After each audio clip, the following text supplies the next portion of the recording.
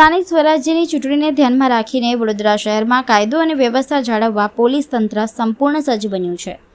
Gorwa police station વિસ્તારમાં police દ્વારા ફૂટ patrolling કરીને સુરક્ષા વ્યવસ્થા વધુ મજબૂત બનાવવામાં આવી છે.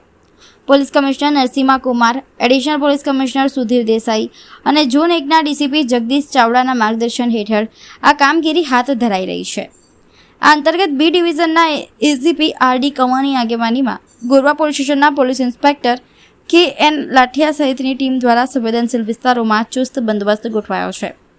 ફૂટ પેટ્રોલિંગ દરમિયાન RAF, હોમગાર્ડ અને પોલીસ સ્ટાફ સાથે મળી વોર્ડ નંબર 8ના વિસ્તારોમાં સતત નજર રાખવામાં આવી રહી છે. સાથે જ મતદાન બૂથોની મુલાકાત લઈ સુરક્ષા વ્યવસ્થાની સમીક્ષા કરવામાં આવી છે.